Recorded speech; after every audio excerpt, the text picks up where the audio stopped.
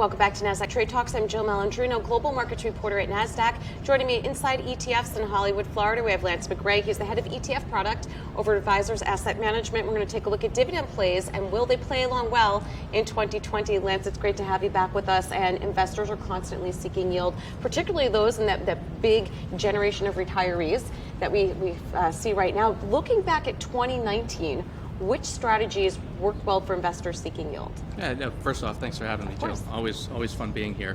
So 2019 was an interesting year, almost an anomaly to some extent, right? If you think about it, the U.S. equity market was up 32%, and dividend income investors got their dividend, their 4-5% income, but they also got massive capital appreciation as well. So that really made it much easier. But if you look at other asset classes, traditional fixed income, the ag, 8%, investment grade, high yield, double digits. So you're getting that income, but in 2019, you're also getting that capital appreciation as well. So even if you weren't able to reach your bogey on the income front, you could sort of fall back on the capital appreciation, which makes everybody's lives much easier, but can't be planned on. All right, now do you think 2020, is it going to play out the same way? Well, absolutely not, right? If I was to say that the U.S. equity market was going to be up another 33%, I think, I don't think anybody is calling for that. Do we think that the U.S. equity market is strong? Yes, absolutely. But we do think that there's other areas that we can focus on, especially for equity investors that are looking for yield. All right, now, we've been talking a lot about yield at this particular conference. Fixed income has been a big topic because it's not easy to get yield at a fixed income these days with global banks acting in concert with each other and keeping interest rates depressed. But when you look at dividend yields and looking for stocks that continue to grow their dividends, there's a big difference between dividend growers and high yielding. You're high yielding for a reason, as you said before. Sometimes your capital's not appreciating with it. So when you look at dividend growers, what are the kind of stocks that you're looking for? What kind of characteristics do they have in addition to the high dividend? Well, we think at Advisors Asset Management with our ETFs, we think it's twofold, right?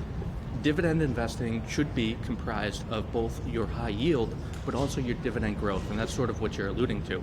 We see a lot of time advisors are sort of reaching for that yield, and unfortunately that's not always the best thing to do. So on the dividend sustainability side, we really look at free cash flow, specifically free cash flow yield, and that's when you look at our products, the high dividend value suite that we have, it's really twofold. Matching high yield with dividend sustainability, which we look at by looking at free cash flow yield of an underlying stock. What options do you have for income seekers who don't want to take that equity risk? 2020, again, like you said before, it's going to be really hard to match 30% plus overperformance on the equity averages.